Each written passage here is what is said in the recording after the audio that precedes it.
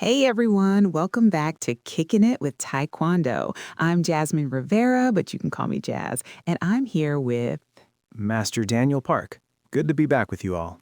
This is episode 3, and wow, the response to last week's deep dive into Olympic Taekwondo rules was incredible. So many of you messaged us about finally understanding the electronic scoring system. It's amazing how many misconceptions are out there about how World Taekwondo competition actually works. Exactly. And that brings us to today's topic, the most underrated techniques in sparring. Master Park, I have to ask, every time I watch beginners spar, they're obsessed with throwing these crazy spinning kicks. Right. But they're missing these simple techniques that actually win matches. What's going on there? Well, remember what I always say. Technique wins when talent gets tired, and flashy doesn't always equal effective. There it is. Let's dive into why flashy kicks aren't everything. Master Park, when you were competing at the national level, what did you notice about the techniques that actually scored? Here's the thing. Everyone gets mesmerized by the spinning hook kicks and the 540 kicks they see on social media. But if you actually analyze World Taekwondo competition Mm-hmm. footage, the majority of points come from basic kicks executed with perfect timing. The electronic scoring system rewards clean contact and proper technique over complexity. That's so interesting. So it's more about the win than the what? Exactly. Think about it, a spinning technique takes time to set up, time to execute, and leaves you vulnerable. Meanwhile, a well-timed simple kick can score and get you back to a safe distance immediately. Right, right. And I imagine at the Olympic level, everyone's athletic enough to counter those big techniques. Absolutely. Elite athletes can read those telegraphed movements and counter before the technique even lands. The fundamentals, proper distance management, timing, and simple kicks, those dominate at every level of competition. This is blowing my mind. And speaking of fundamentals, before we break down the specific techniques, let me tell you about something fundamental to supporting this show, our new Kicking It with Taekwondo T-shirts. Oh, these are great. I've been wearing mine to the dojang. Right? They've got this awesome design with the silhouette of a roundhouse kick, and they're perfect for training or tournaments. Plus, you're supporting the show, which means more episodes like this one. Check the link in our description. All right, let's get to the meat of today's episode. Jazz, are you ready for the top 3 most underrated techniques that can completely change your sparring game? I am so ready. Lay it on me, Master Park. Number 1, the cut kick. Now, most people think of this as just an annoying interruption move, but it's actually one of the most strategically important techniques in modern Taekwondo. Okay, break this down for me. I see it all the time, but I never really understood the strategy behind it. The cut kick is all about distance control and rhythm disruption. When your opponent is trying to find their range for a big technique, you throw that quick front leg kick to their thigh or hip. Mm-hmm. And it completely breaks their timing. They can't establish the distance they need, and under the electronic scoring system, even these light contacts can register points if executed cleanly. Oh, wow. So it's not just about stopping their attack. You're actually scoring while playing defense. Exactly. The biggest mistake I see is people throwing cut kicks with no intention to score. Every technique should have purpose. This is so helpful. But let me ask you this. For listeners who want to actually practice the cut kick, what's the best way to train this? I feel like timing is everything with this technique.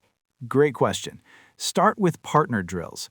Have your partner step forward slowly and practice that quick front leg snap to interrupt their movement. Focus on speed over power initially.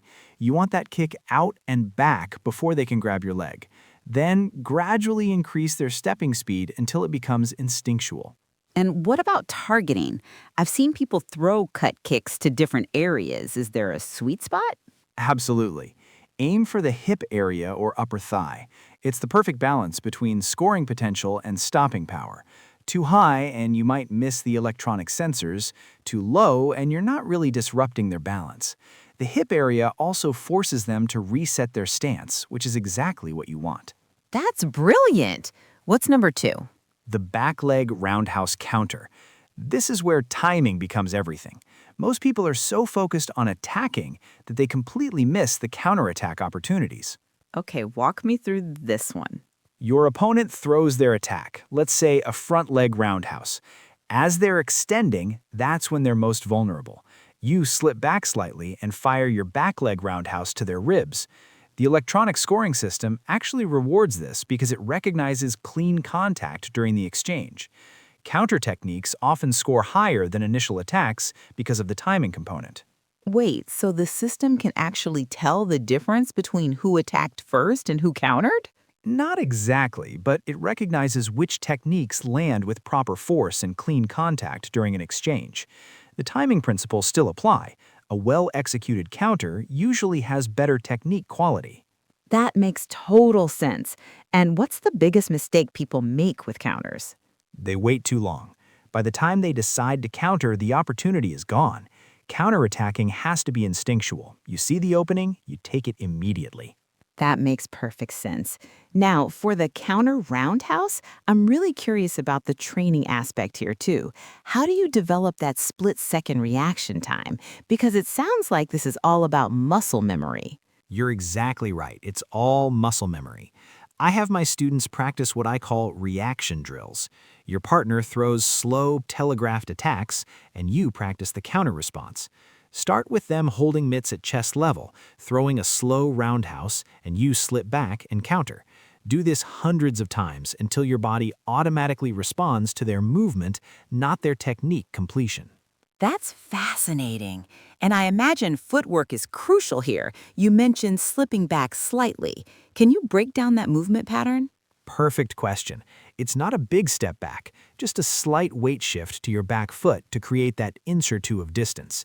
This puts you just outside their range while keeping you in perfect position to fire that back leg. If you step too far back, you lose your counterattack opportunity.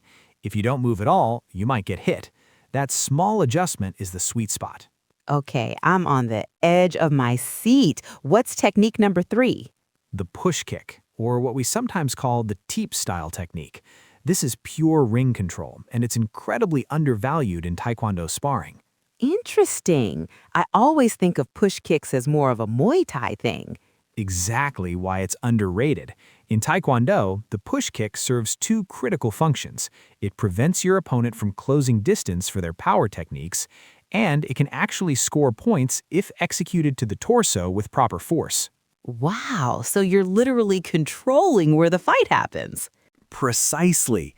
Think about Olympic-level matches. So much of the strategy is about positioning and range management. The push kick is like having a remote control for the distance between you and your opponent. That's such a great analogy. What's the common mistake here? People use it only defensively. They push when they're in trouble instead of using it proactively to control the pace and distance throughout the match. Okay, so proactive versus reactive. I love that distinction. And speaking of being proactive with the push kick, let's talk technique. What are the key mechanics that make a push kick actually score points rather than just being a shove? The key is the snap at the end. It's not a push, it's a percussion strike with the ball of your foot. Drive through your hips, extend that leg fully, and then snap it back immediately. The electronic scoring system responds to that sharp impact and quick retraction, not to sustained pressure. Think of it as a piston, not a bulldozer. Okay, that's a great analogy, a piston, not a bulldozer. And what about targeting with the push kick? Where should people be aiming to maximize both control and scoring potential? This is incredible information. Now, I want to put this into perspective with a real scenario. Master Park, paint me a picture. I'm in a match. What would using these techniques actually look like? All right, imagine you're facing an aggressive opponent who loves to rush in with spinning techniques. First round, they're testing your distance with some probing kicks. Instead of backing up and letting them establish their preferred range, you start using cut kicks every time they step forward. Now they can't find their distance, and you're scoring light points. Right, disrupting their game plan. Exactly. They get frustrated and start forcing their big techniques. That's when you use the counter roundhouse. As they commit to that spinning hook kick, you slip and fire your back leg to their ribs while they're extended. Ooh, that's brilliant. Now they're really frustrated. They start trying to bull rush you. That's when the push kick becomes your best friend, keeping them at bay while potentially scoring points to their chest. Center mass of the torso, right to the solar plexus area if you can. This hits the scoring zone for points, but also naturally pushes them backwards because you're hitting their balance point. Aiming too high toward the chest might miss the sensors, and too low won't have the same distancing effect. The sweet spot is right where their torso scoring zone meets their balance point. I love this. You've basically turned their aggression against them using simple techniques and smart strategy. This is what separates Olympic-level thinking from beginners, isn't it? Absolutely. Elite athletes understand that winning isn't about having the most spectacular techniques, it's about having the right technique for the right moment. Now, I have to ask our listeners something because I'm genuinely curious about their experiences. In your training and sparring, which technique do you think wins more matches? The cut kick for distance control, the counter roundhouse for timing, or spinning attacks for power? That's a great question. I have my opinion, but I'd love to hear from our community. Drop us a comment or message us on social media with your answer. And if you have specific questions about implementing these techniques, we want to hear those too. Your questions might just become our next episode. This is exactly the kind of strategic thinking that elevates sparring from random kicking to chess-like tactical execution. Now, Master Park, I have to ask, how should people actually train these three techniques together? Because it seems like they work as a complete system. That's exactly it. They are a system. Here's what I recommend. Start each training session with situation drills. Have your partner present different scenarios: aggressive forward pressure, big spinning techniques, wild rushing attacks. Practice responding with the appropriate technique from this trio. It's like having 3 tools in your toolbox, and you need to know which one to grab for each job. I love that approach. What about progression? Should beginners focus on just one technique first or try to learn all three simultaneously? Start with the cut kick. It's the most forgiving and builds that fundamental timing awareness. Once you can consistently interrupt an opponent's advance, then add the counter roundhouse. That teaches you to see opportunities during exchanges.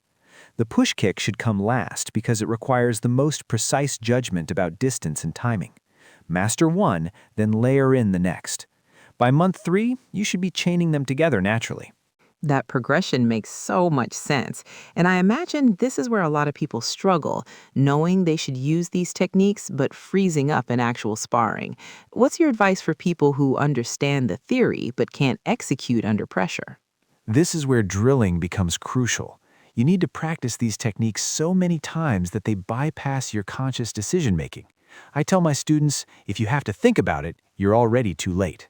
The goal is to react, not respond. Start with very light, controlled sparring, where you focus only on these 3 techniques. Don't worry about winning, worry about executing. Speed and power come later. All right, everyone, let's wrap this up. Master Park, what's the key takeaway you want our listeners to remember from today's episode? Simple techniques executed with smart timing will always beat flashy techniques with poor execution. The most underrated aspect of sparring isn't what you throw, it's when you throw it. Perfect. And that winning strategy mindset is exactly what we'll be exploring in episode 4, Old School versus New School Taekwondo, where we'll debate whether traditional techniques can compete with modern sports strategies. That should be a lively discussion. As always, remember, technique wins when talent gets tired. That's such valuable advice. And speaking of mindset, I feel like these techniques also require a different mental approach than flashy techniques. Instead of thinking, I'm going to overwhelm them with power, you're thinking more strategically, right? Exactly. It's the difference between being a brawler and being a tactician. These techniques require you to read your opponent, understand patterns, and make calculated decisions. You're not trying to knock them out with one big shot. You're trying to outsmart them over the course of the entire match. It's much more chess than checkers. And honestly, it's what makes Taekwondo at the highest level so fascinating to watch. And if you didn't practice at least one underrated technique this week, did you even train? Thanks for kicking it with us, and we'll see you next time.